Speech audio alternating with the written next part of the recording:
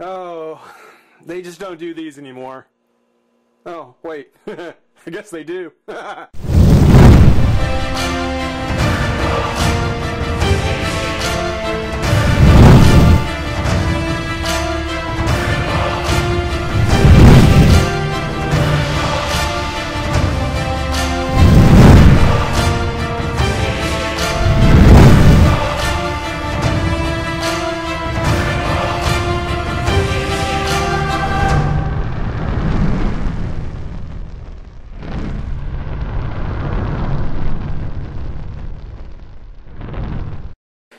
Hey, everyone! And by that, I mean friends, revolutionaries, friends of the channel, and everyone who has been kind enough to join us in what is now the second annual Review Revolution charity video.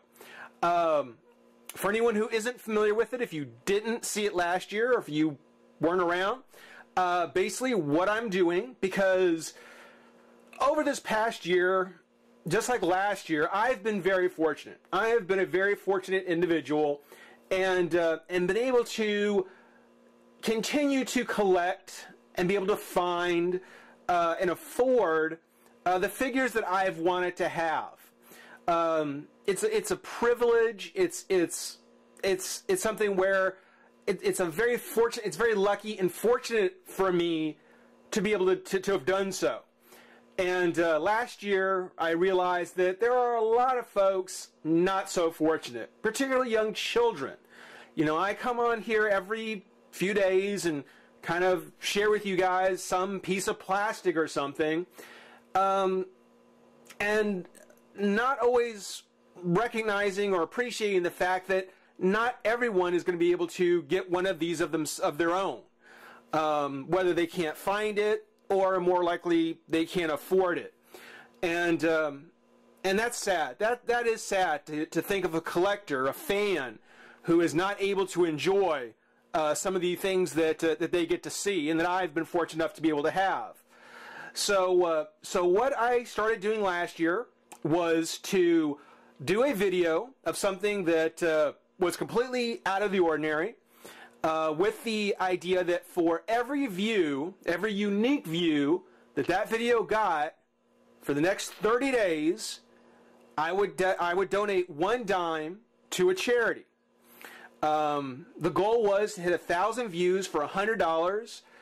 Didn't quite get that high, got very close, but I want to try again. I want to make this a regular thing, and I really would like to expand on it in some ways, make this more of a community-based thing somehow.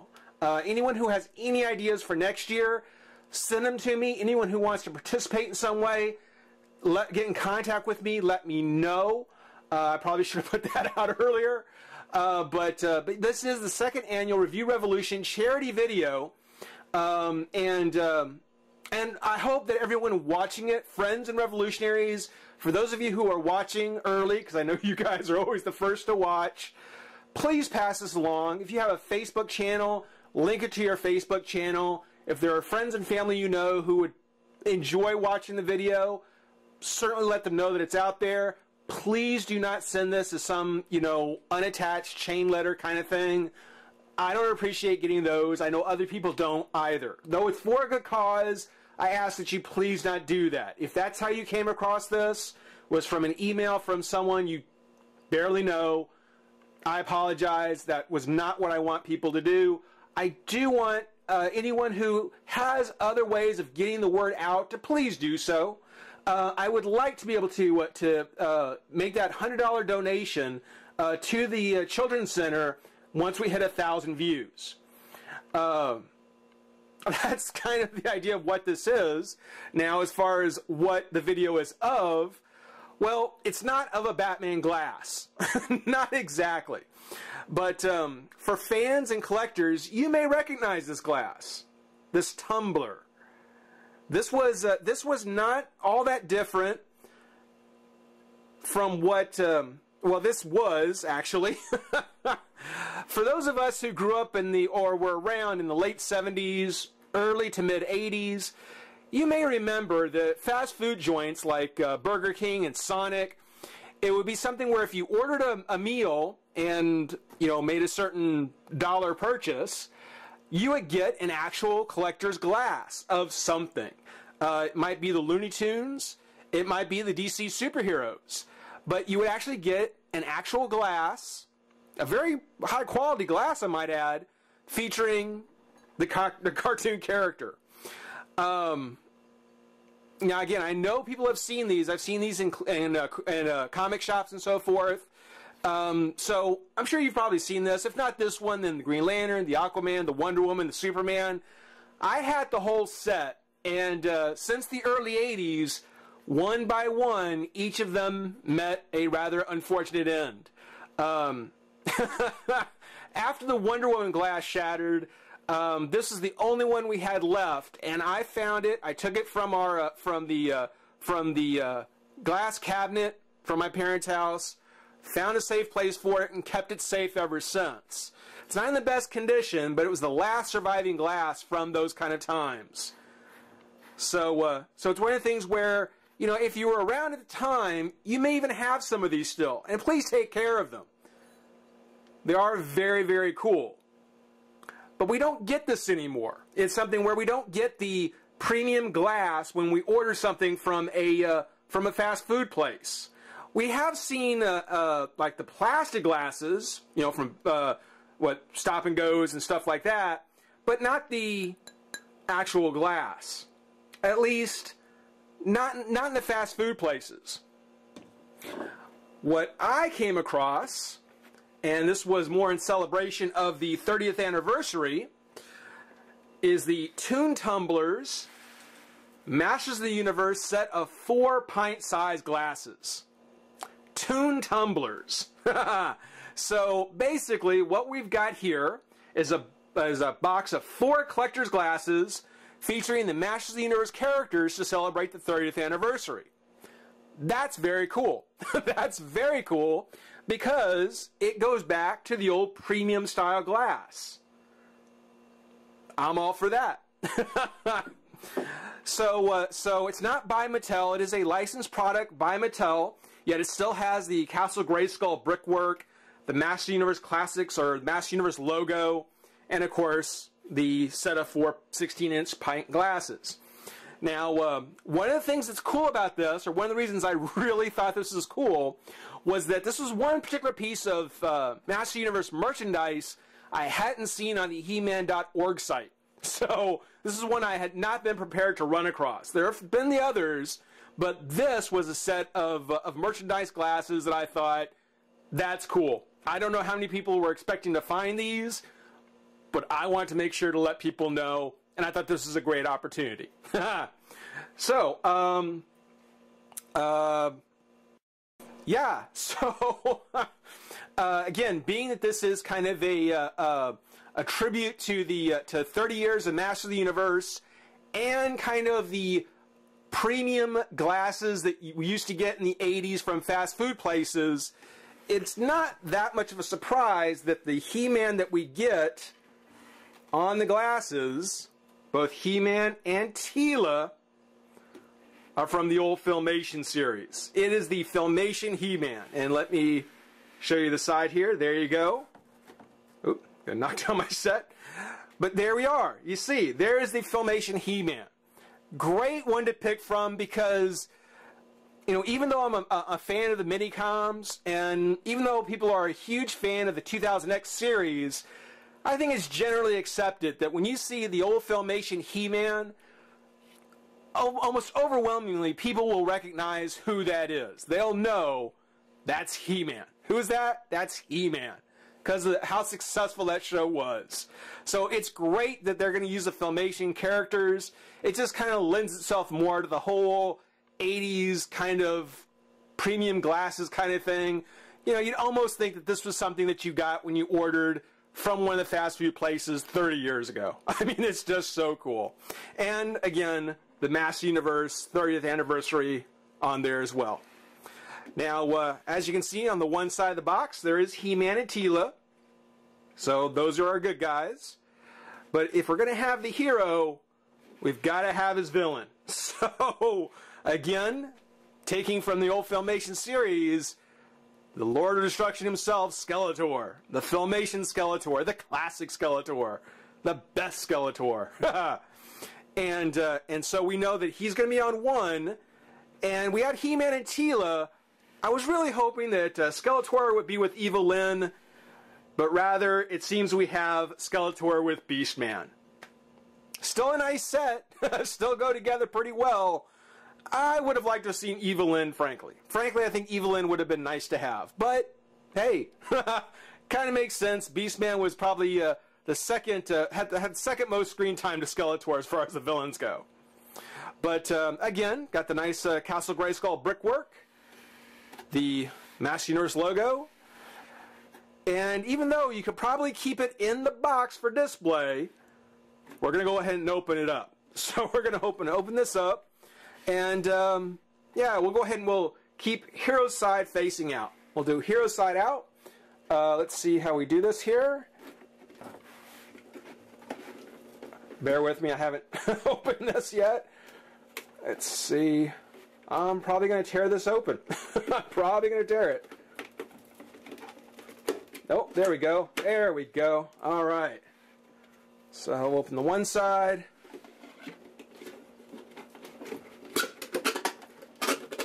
Let's go ahead and open the other. Push that back some. Oh yeah. You can hear the glass clink. And let's start with He-Man. What a great picture of He-Man. That is so cool. The iconic, I have the power, holding his sword. Great colors. Very nostalgic from the old Filmation series. That is so awesome. In the background, you may not have been able to notice in the pack, but in the background there is actually a Battle Cat, the outline of Battle Cat here. There you go. And Orko. Now, of course, this is He-Man's glass. That's so cool. I love that. That looks so awesome. Masters of the Universe, He-Man. And, of course, Toon Tumblers, toontumblers.com, made in the United States. But yeah, this is the He-Man glass. So as cool as it would be to have a Battle Cat and Orko in color, yeah, then it wouldn't be the He-Man glass. He-Man is the main guy here. It's actually kind of cool that they put some characters in the background. I think it would be great if we had Orko and Battle Cat with their own glass. That would be very cool too. But we'll put He-Man aside there. Let's go ahead and move on to Teela. Beautiful Teela. Beautiful, beautiful work. I love it. The one thing about these glasses, about painting on glass, is the technique that they use to paint on it, because it kind of paints through, is the fact that there can be some misalignment on the colors. It can kind of go over the lines a bit. There may even be some chips and some just some imperfections in the character. But these are beautiful. Absolutely beautiful. I love it. I love it. Again, there we again see Battle Cat, this time in a kind of forward pose. And Orko in, gosh. No, it isn't it isn't a different pose. It isn't a different pose. You know what? Let me do something here to make this a little bit easier to see. Hold on, I'll be right back. Okay, should have thought of this earlier. Sorry. Okay, so if we take a piece of paper here and fold it in, there you go. There you go. Get a nice look at Battle Cat there. Just fantastic. And then we have Orko. Very, very cool. Like I said, it would be great to have them with their own glasses, an Orko and Battle Cat glass. But these were not cheap, and it's something where I'm sure it was a very difficult choice to pick which four characters we actually would get. If we take it now and put that into the Tila glass, there you go. Again, Battle Cat, a little bit more like a front view, and the Orko with his arms kind of up in the air. So great. That is actually very cool.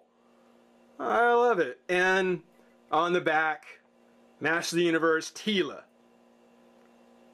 It's a shame they couldn't give you a little bit of a write-up. It looks like they almost left space here, like they wanted to give some kind of little write-up, and it didn't happen. That's when I see this, when I looked at the back of the Heman glass, I kind of thought that real quick. I was thinking, gosh, you know, a little write-up here would have been very cool.